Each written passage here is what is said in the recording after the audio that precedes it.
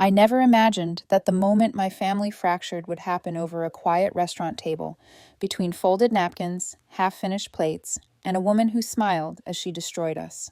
2 nights ago, my mother-in-law called me garbage. She didn't raise her voice, she didn't cause a scene. She waited until the waiter walked away, then slid an envelope across the table like it was a receipt. Inside were DNA results. And in that moment, I realized she had already decided who I was before I ever opened my mouth. My name is Laura, and I'm 43 years old. I've been married to my husband Davis for 23 years. We've raised 3 children together, Angie, Jack, and Sammy, in what I believed was a stable, loving home built on trust, survival, and choosing each other even when life tried to break us. What Karen didn't know, what she couldn't possibly understand, was that the truth she thought she uncovered had been carried inside me for 17 years. Not as a lie, as a wound, a scar I survived. As she stared at me across that restaurant table, her eyes burning with certainty, she said the words that echoed louder than anything else that night.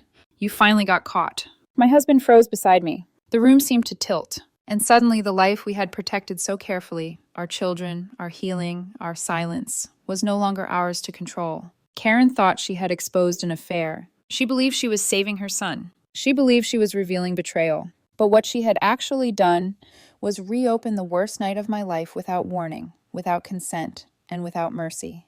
That envelope didn't just contain DNA. It contained a crime scene. It contained a truth my daughter wasn't ready to carry yet. It contained a test stolen from toothbrushes and hairbrushes, taken behind our backs, run in secret, weaponized in public. And as Karen sat there, convinced she had proven her righteousness, she had no idea that the real story, the one she would never be able to undo, was about to destroy her own place in our family forever. Because Angie was conceived in violence, but she was raised in love, and Karen had just crossed a line that no apology would ever erase. If you met us in the grocery store aisle or at a school event, you would have thought we were the kind of family that had simply made it. Not perfect, not picture frame flawless, but real. The kind that shows up. The kind that keeps going. I'm Laura, and I've been with Davis since we were kids pretending we were adults. We met in college. He was the steady type, quiet confidence, strong hands, the kind of guy who didn't talk big, but always did what he said he'd do. I was the organized one, the planner, the girl who highlighted lecture notes and believed that if you followed the steps, life would reward you. We married at 22. No fancy ballroom, just family, cheap flowers, and a DJ who played the same playlist twice. But I remember looking at Davis during our first dance and thinking, this is the safest place I've ever been. We started trying for a baby immediately, because that's what we thought marriage was supposed to do next. Month after month, nothing happened. At first, it was lighthearted. We joked about it. We told ourselves we were not stressing, even as my calendar became a silent judge and every negative test felt like something I wasn't allowed to grieve out loud. After 3 years, the jokes stopped. We sat in a fertility specialist's office under fluorescent lights that made everyone look tired. The doctor's voice was calm, practiced, almost too gentle when she diagnosed me with PCOS. Polycystic ovary syndrome, a sentence that sounded medical and distant, but landed like a verdict. She prescribed medication to help me ovulate regularly. IVF wasn't an option back then, not for people like us. We were working entry-level jobs, counting every dollar, balancing groceries against rent like it was a normal adult hobby. The medication gave us hope. My cycles became more predictable. I started tracking everything: temperature, timing, symptoms. Davis tried to make it feel less clinical. He'd kiss my forehead and say, "We'll get there." And I believed him. We only had one car at the time. Davis worked night shifts at a warehouse, and his brother Mike often picked him up. It was a routine, ordinary, safe. Until one night in April, one stupid normal night, our safety broke. Davis was at work. I was alone at home, curled up in bed with the TV on low volume, the kind of evening where you barely remember what you watched. Then I heard glass shatter downstairs. It was so sharp and wrong that my whole body snapped awake. For a second, I told myself it was nothing. A raccoon. The wind. Then I heard footsteps. Heavy. Fast. I remember the way my throat closed, like my body was trying to swallow my fear before it made a sound. I reached for my phone, fumbled it, hands already shaking too hard to be useful. Before I could call 911, he was there. A man in a mask, a knife in his hand. And the next minutes of my life are a blur of terror and helplessness that I spent years trying not to replay. He robbed us. And then he did something worse. something that turned my own bedroom into a place I couldn't breathe in anymore. When he finally left, I remember curling into myself like I could fold small enough to disappear. Then I called 911. The police came, the hospital, the questions. I was offered emergency contraception. I took it, even though I knew it could interfere with the medication, even though it felt like yet another thing being forced into my body. But I took it because I needed to survive. The case went cold. No arrest. No closure. Just time. And Davis, God Davis, was my rock. He didn't look at me like I was broken. He looked at me like I was still me. Then, 3 months later, I started getting sick in the mornings. I assumed it was trauma, depression, my body collapsing under the weight of what I refused to say out loud.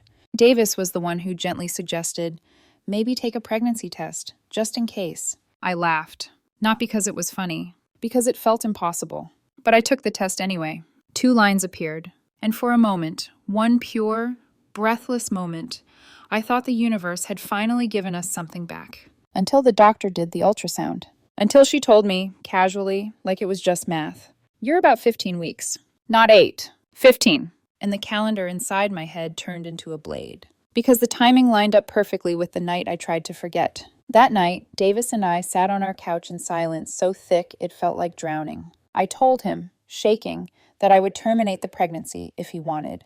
He stared straight ahead for a long time. Then he reached for my hand, squeezed it like an anchor, and said the words that became the foundation of everything we built after.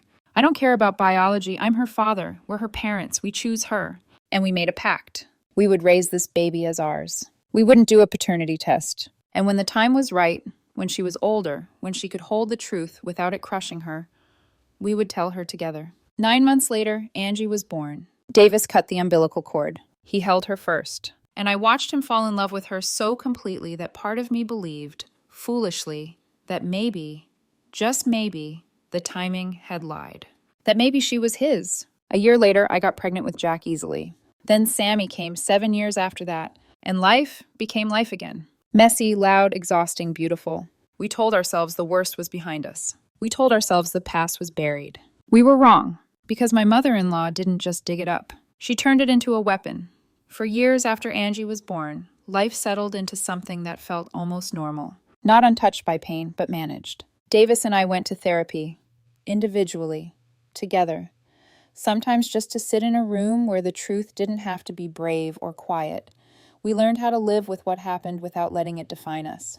Our kids grew. Angie was tall, taller than anyone else in our family, and athletic in a way that seemed effortless.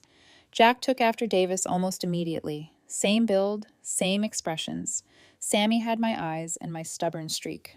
And if anyone ever noticed the differences, they were gentle about it. Everyone, except Karen. My mother-in-law had always been sharp-edged in subtle ways, the kind of woman who smiled while measuring you, who asked questions that sounded innocent but landed heavy. For a long time, I thought it was just her personality. I thought I could handle it. Then, about 5 years ago, the police called. They had caught the man who attacked me. His DNA matched several unsolved cases. I remember sitting on the edge of the bed with the phone pressed to my ear, my heart pounding, like I was about to fall through the floor.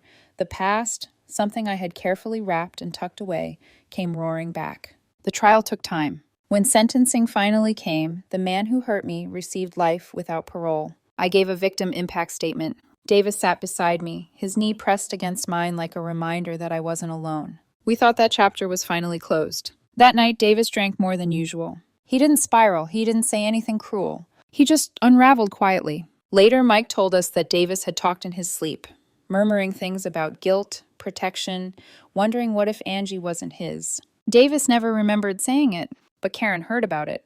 And Karen filled in the blanks the way she always did, with judgment instead of curiosity. She knew there had been a break-in. She knew I'd been attacked. But she didn't know it was sexual assault.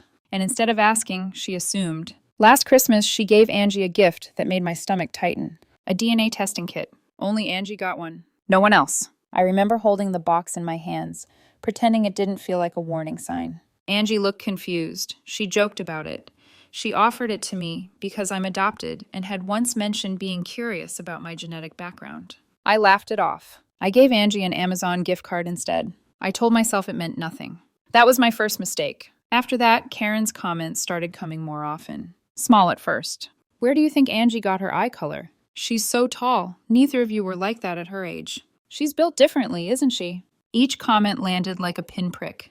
Easy to dismiss individually, impossible to ignore when they started forming a pattern. Angie noticed. One afternoon, she asked me why her grandmother seemed to be watching her lately. Why she kept staring at her face like she was solving a puzzle. I confronted Karen directly. She laughed it off, said Angie was sensitive, said teenagers always imagine criticism where there is none. I wanted to believe her, but my body didn't. Something in me, something older than logic, knew we were being studied. Karen's interest wasn't curiosity. It was confirmation seeking. I didn't know yet how far she had already gone. I didn't know she had been collecting toothbrushes, hairbrushes, that she had tested all 3 of my children without consent, that she was waiting for the right moment to strike. I thought we still had time. I thought we could manage this quietly. I was wrong, because Karen wasn't planning a conversation. She was planning a verdict. And she chose a restaurant to deliver it, where escape would be public and humiliation would be complete. Karen invited us to dinner like she always did. Too casually, too deliberately. She had asked that we come alone. No kids, just Davis and me. That should have been my second warning. But when you've spent decades smoothing over discomfort, you learn how to convince yourself that silence is safer than confrontation. We chose a quiet restaurant, the kind with low lighting and neutral music. Somewhere you could pretend nothing serious was about to happen. Karen was already seated when we arrived. She hugged Davis tightly. She barely touched me. Her smile was fixed, polite, calculated. We ordered. Small talk followed. Weather, work, how Sammy was doing in school. Karen nodded at all the right moments, but her eyes never left me. I felt like I was sitting under a spotlight. Halfway through the meal, she reached into her purse and pulled out 2 envelopes. Thick ones. She slid one toward Davis, then one toward me. The paper made a soft sound against the tablecloth that somehow felt louder than a scream. "What's this?" I asked. Karen leaned back slightly, crossing her arms. Her mouth curved, not quite a smile. "Proof." Davis opened his envelope first. I watched the color drain from his face. His jaw tightened. His hand trembled just enough that I noticed. "What is this?" he asked, voice low. Karen turned to me then. And the look in her eyes, God, it wasn't anger. It was satisfaction. "You're garbage," she said calmly, just like I always suspected. The world narrowed to a pinpoint. I could hear my own heartbeat in my ears. "Karen," Davis snapped. "What the hell are you talking about?" She didn't look at him. She looked at me. "I compared your DNA to Angie's," she said. "No match. Not even close." The restaurant noise faded. Forks clinking, glasses shifting. I could barely breathe. I stood up so suddenly my chair scraped loudly against the floor. People turned. I didn't care. "You had no right," I said, my voice shaking. "You had no right." Karen tilted her head. "I had every right to protect my son." Davis stood up beside me. "What you did is unforgivable," he said. "You tested my daughter without consent, without telling us." Karen scoffed. "She's not your daughter." "That did it?" I lost control. I called her a heartless witch. Not loudly, but clearly. Enough that nearby tables went silent. Davis grabbed his wallet, threw cash on the table without looking, and pulled me toward the door. Karen didn't chase us. She didn't need to. She had already done the damage. In the car, neither of us spoke at first. My hands were numb. My chest felt hollow. Finally, Davis said quietly, "Is it true?" I turned to him, and I told him everything, again. Not because he didn't know, but because trauma demands repetition when it's dragged back into the light. I reminded him of the ultrasound, the timing, the pact we made, the choice we stood by. Davis didn't yell. He didn't accuse. He just stared straight ahead and nodded slowly, like someone absorbing a blow they always knew might come one day, but hoped never would. "What hurts," he said after a long silence, "isn't the DNA." His voice cracked. "It's my mother." That night, Karen called Davis. He went to her house. I stayed home, pacing, waiting, replaying every second of that restaurant over and over like my brain was trying to punish me. When Davis came back, his eyes were red. "She tried to justify it," he said. "She said she overheard Mike talking and assumed you cheated." I laughed. Not because it was funny, because it was obscene. "So you told her?" I asked. He nodded. "I told her everything." Karen cried. She apologized. Too late. Too shallow. Too focused on herself. Davis told her she was done. That she would not see us, or the kids, again. That she had crossed a line that could never be uncrossed. And just like that, my past wasn't mine anymore. It was about to belong to my daughter, whether she was ready or not. That night, after Davis told his mother she was cut off, the house felt different. Not loud. Not chaotic. Just fragile. Like one wrong word could shatter everything we had spent years holding together. I sat on the edge of our bed, staring at the wall, replaying Karen's voice in my head. You're garbage. I had survived being assaulted. I had survived infertility. I had survived years of quiet fear that my daughter's origin story might one day surface before she was ready. But nothing prepared me for the way shame tried to crawl back into my body that night, uninvited, unwarranted, and cruel. I kept asking myself the same question over and over. Did I wait too long? I told myself we were protecting Angie, that we were waiting for the right time, that we wanted her to be old enough to understand nuance, violence, consent, love, and choice. But now that choice had been stolen, and that was on Karen. Still, guilt doesn't listen to logic. Davis sat beside me, silent for a long time. Then he reached for my hand, grounding me. We did nothing wrong, he said quietly. We chose love. I nodded, but my throat burned. What if she hates me? I whispered. What if she feels like her whole life is a lie? Davis shook his head slowly. Then we faced that together, but we don't let her hear this from anyone else. He was right. We couldn't wait. The next morning, I called our family therapist and scheduled an emergency session. Angie came home from school that afternoon lighter than usual, laughing about something Jack had said at lunch.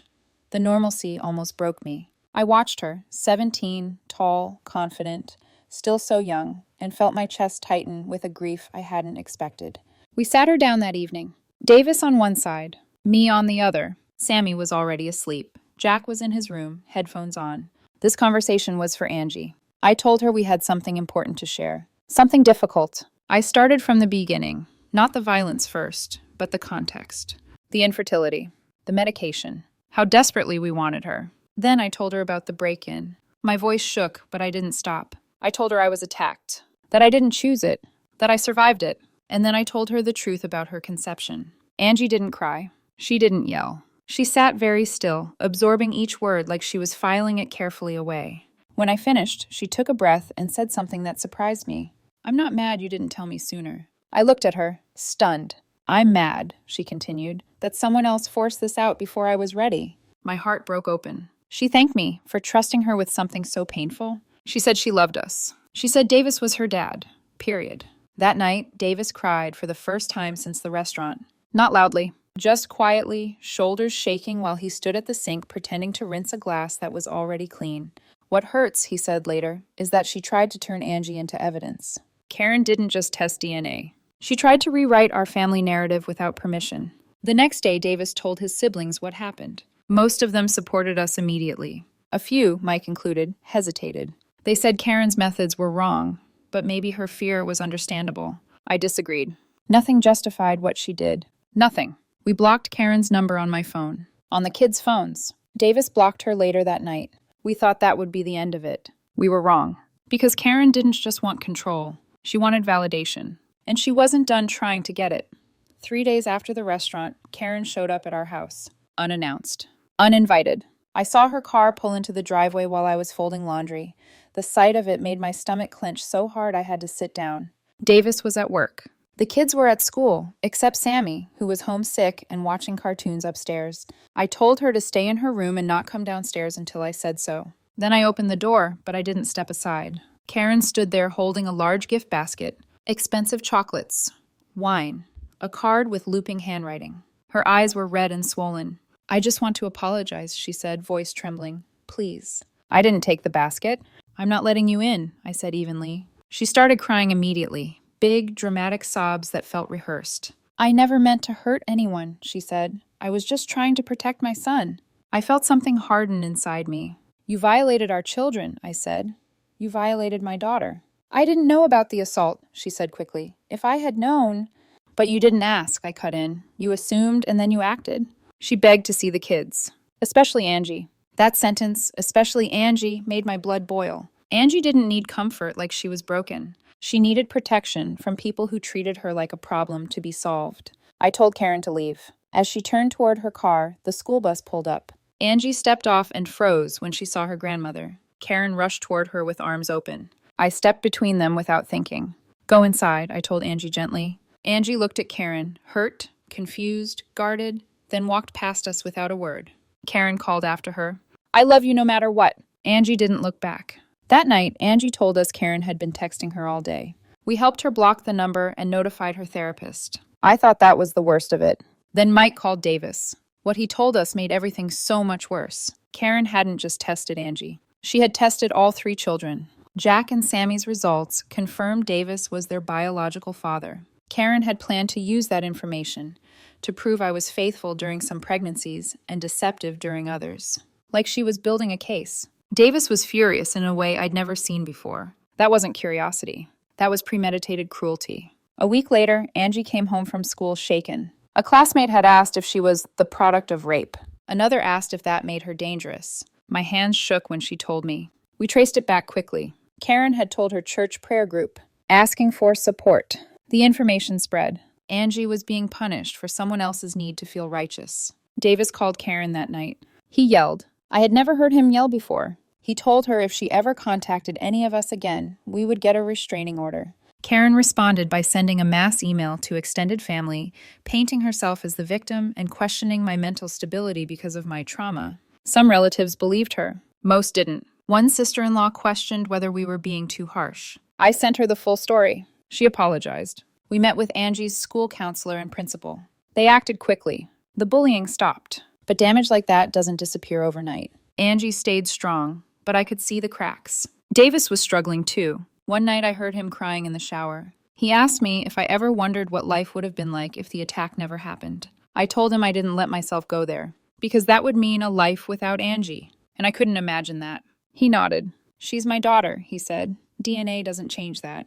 But Karen wasn't done. Not yet. The lowest point didn't come with shouting. It came quietly, through a letter. 2 months after the restaurant, after the school meetings, after blocking numbers and warning relatives, an envelope arrived from an attorney representing Karen. Inside was a demand for grandparent visitation rights. I sat at the kitchen table reading it twice, then a third time, my hands slowly going numb. Karen was claiming that cutting her off was harmful to our children, that we were the ones causing damage. I remember laughing once, short, sharp, humorless, before the weight of it settled fully into my chest. This wasn't just about pride anymore. This was about control, about refusing to accept consequences, about dragging our children into a legal battle because she couldn't stand losing access to them. We hired a family lawyer immediately. She was calm, direct, and reassuring, but she didn't sugarcoat things. In our state, grandparents could petition for visitation under certain conditions. Karen would have to prove that losing contact with her would harm the kids. But still, we had to prepare. We started documenting everything. The DNA testing without consent. The restaurant confrontation. The gossip that led to Angie being bullied. The attempts to contact Angie behind our backs. That part hurt the most.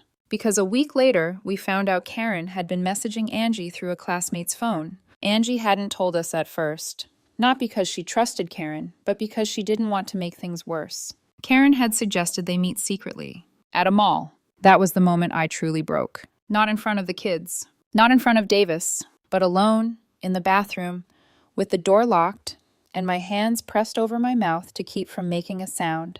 I had survived violence once. I had rebuilt my life from that wreckage. And now someone else was trying to reach into my child's world and destabilize her, using guilt, manipulation, and secrecy. We reassured Angie that she had done nothing wrong. We met with the school again.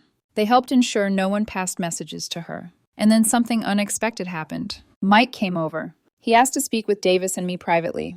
When we sat down, he broke. He admitted that he had helped Karen obtain the DNA samples. He said she convinced him it was just to ease her mind, that he never imagined she would use the results the way she did. Davis was furious, but he listened. Mike offered to sign a statement for our lawyer, and we accepted it, because this wasn't about revenge. It was about protection. The court hearing was scheduled for a month later. In the meantime, Karen escalated. She contacted more relatives, more friends. Painted herself as a loving grandmother, punished for telling the truth. The day before the hearing, we received a call from Karen's pastor. He apologized. He said he was troubled by her inability to recognize the harm she'd caused. He offered to speak on our behalf if needed. I didn't know how to feel about that. Relief, sadness, validation, all at once. The night before court, none of us slept well. Angie wrote a statement. She asked me to read it first. I cried through the entire thing. She wrote about betrayal. About feeling unsafe, about losing trust, and about choosing her family, the one that chose her back. That morning, as we walked into the courthouse, I realized something quietly devastating. No matter what the judge decided, Karen had already lost, because our family was no longer something she could reach. The courtroom was colder than I expected. Not just the temperature, the feeling. Wooden benches, neutral walls, a space designed to flatten emotion into procedure. Karen sat on one side with her attorney. She looked smaller than I remembered. Older, but her posture was rigid, jaw set like she still believed she was right. Davis sat beside me, one hand resting on my knee. Angie wasn't required to attend, but she insisted on coming. Not to speak, just to be seen. The hearing began with Karen's attorney arguing that she had a loving, consistent relationship with her grandchildren, and that our sudden termination of contact was harmful to them. Karen testified next. She cried. She said she made a mistake, that she acted out of fear for her son, that she only wanted the truth. Listening to her felt surreal. She talked about love without once mentioning consent, about family without acknowledging damage. When our lawyer presented the evidence, the tone shifted. The unauthorized DNA testing, the public revelation, the gossip, the bullying, the secret messages, the suggestion of secret meetings. Karen's face changed. Angie's statement was submitted to the court. The judge read it silently. His expression tightened. He ruled against Karen. He stated clearly that her actions showed disregard for the children's well-being. He issued a 6-month restraining order, preventing any contact. Karen broke down. As we left, she called out to Davis. He didn't turn around. Outside, Mike stood waiting. He looked ashamed. Later that night, Davis said something that stayed with me. She wanted biology to matter more than love, and she lost everything because of it. For the first time in months, I slept without fear. After the court ruling, everything went quiet in a way that felt unfamiliar. Not peaceful, just emptied. Karen didn't contact us again, not directly. The restraining order made sure of that. But consequences don't stop at paperwork. They ripple through families, through friendships, through the stories people tell themselves when the villain no longer has access to the stage. Mike told Davis that Karen was furious at first, angry at the judge, angry at us, angry at anyone who didn't immediately validate her version of events. She told relatives we had turned the system against her, that she was being punished for telling the truth. But the audience she expected didn't show up. More and more family members stopped engaging, some quietly, some firmly. The story didn't hold up once people learned how she had acted. The unauthorized DNA tests, the public humiliation, the bullying at school, the secret messages to Angie. People stopped defending her, not because they suddenly understood trauma, but because they understood boundaries. And Karen had obliterated every single one. Mike told us she stopped attending church for a while, that the same prayer group she leaned on had grown uncomfortable with her retelling of events. That isolation wasn't something we imposed, it was something her actions created. At home, recovery was quieter. Angie returned to her routine slowly. The school handled the bullying firmly. The whispers faded. She found her footing again, not because the story disappeared, but because she learned how to stand in it without shame. One afternoon, she said something that surprised me. "I don't feel broken," she said. "I feel chosen." Davis smiled in a way that nearly broke my heart. He and Angie grew closer in ways I hadn't anticipated. Fishing trips, late-night garage projects, restoring his old car together. Love expressed through shared silence and grease-stained hands. Jack became fiercely protective, not aggressive, aware. He shut down comments from distant relatives with calm, unshakable certainty. Sammy didn't understand everything, but she understood enough. She stopped asking why Grandma Karen wasn't around. Kids sense safety more than explanations. As for Davis, the shock lingered longer than he admitted. One night, he told me something he'd never said out loud. "For years," he said quietly, "a part of me wondered. I hated myself for it." I reached for his hand. "The test didn't change how I feel," he continued, "but it closed a door that was always slightly open in my mind." There was relief in that honesty. Not joy, not victory, just clarity. Karen tried one last time through family members, suggesting reconciliation, painting herself as lonely, misunderstood. We didn't respond. Because boundaries don't need justification. And we were done explaining ourselves. 6 months passed. The restraining order expired quietly. No announcement, no dramatic return. Just time moving forward, whether we were ready or not. Then a letter arrived. Not from a lawyer. Not typed. Handwritten. Karen acknowledged, without excuses, that what she did was wrong. She said she had started therapy, that she finally understood how control had masqueraded as concern. She didn't ask for forgiveness. She asked for honesty, especially from Angie. We showed Angie the letter. We let her decide. She read it slowly. Then asked the question that mattered most. Is this real change or another attempt to control the outcome? We didn't know. Angie decided she wasn't ready. Maybe someday.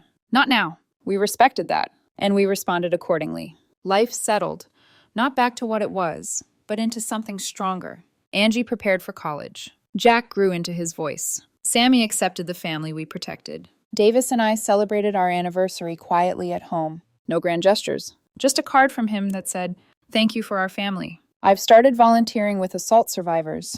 The truth being dragged into the light forced me to confront parts of my trauma I had long set aside. Helping others survive has helped me reclaim parts of myself I didn't realize were missing. Angie said something recently that reminded me why we fought so hard. When people ask about my family, she said, I tell them I have a mom and dad who chose me, a brother who defends me, and a little sister who looks up to me. She smiled. That's what matters. And she's right. Because family isn't proven by DNA. It's proven by who stays, who protects, who chooses love even when it's hard, even when it costs, even when walking away is the only way to keep what matters safe. Our family survived, not because of blood, but because of choice. And that choice will always be enough.